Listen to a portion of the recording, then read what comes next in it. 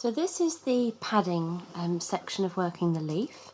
I'm using the blue cotton floche, so the same thread as we use for the split stitch outline, but I'm using blue just to make that a little bit clearer for you to see. I've cast on with a waist knot, so waist knot and 2 small stitches in one of the adjacent satin stitch shapes, so that's going to be covered by the following work.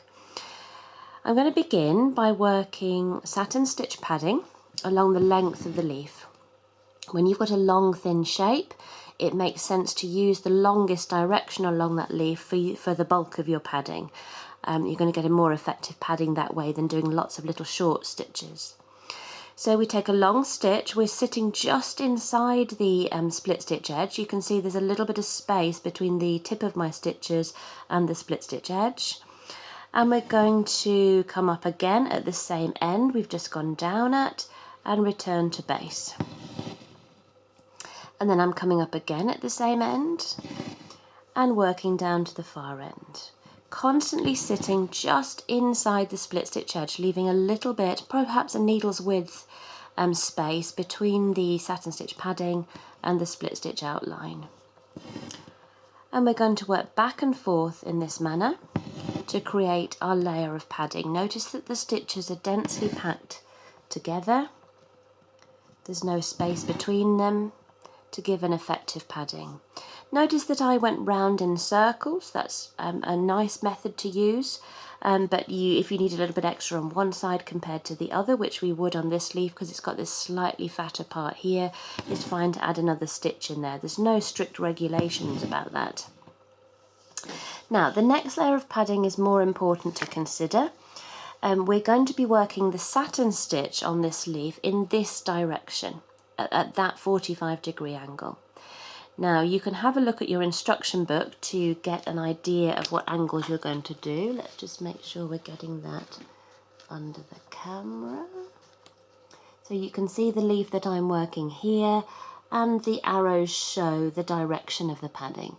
So there's no particular rule about whether the angle should be going bottom left to top right or bottom right to top left. It's a design decision really, and which you want to do. But in terms of not having to worry about which direction, follow the arrows in your book and they will tell you what I recommend. So because our satin stitch is going to go in this direction, our final second layer of padding needs to go in the opposite direction to that. That's important so that when we work the satin stitch on top, your stitches aren't going to slip down into the padding you've created underneath. So we go to the widest point of the shape and we're going to choose this long diagonal stitch to take across the first layer of padding, and we're going to work back and forth again. We're working back and forth, side to side, rather than encircling the reverse of the work as well, so that we don't produce the same amount of padding on the back of the work as on the front.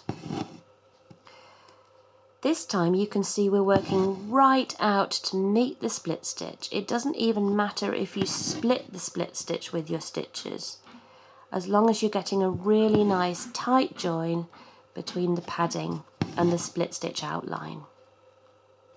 Never go over the top of it and you know, come down on the outside edge. Always stay within it, but as I said, it doesn't matter if you do split the split stitch outline as well.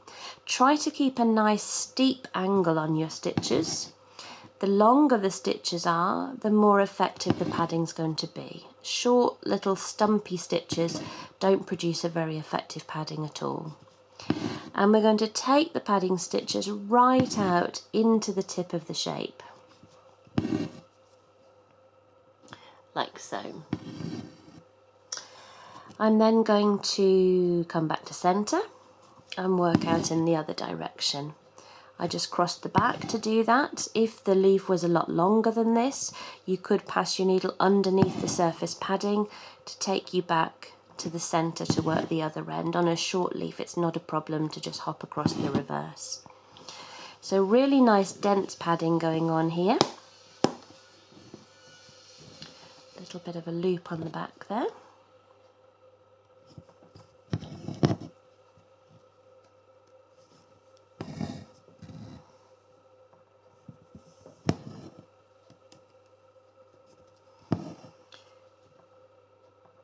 When you approach the design line that belongs to the next door satin stitch shape, so this little leaf coming in here, be careful not to encroach on that design line. We've got no split stitch there so far to guide you, so be careful that you're not going to nibble into that outline as you work the shape.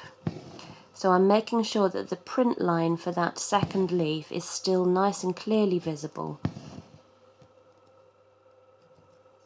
Keeping that nice long angle on the stitch. Flourish is very good for padding because it's lovely and soft. It gives good height, but your stitches mould together nicely to give a really nice, dense, rich, padded effect. So keeping that long angle of stitch right into the corner.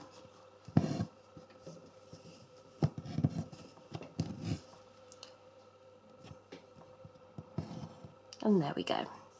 And I'm going to park my thread. I've still got sufficient left to work another leaf, so I'm going to do a couple of little locking stitches just to tie that off, and then park it on a design line at the side. Always park your threads on the top surface of your work. Don't leave them hanging around on the back where they can get in a tangle. And that's your padding stage for your first leaf.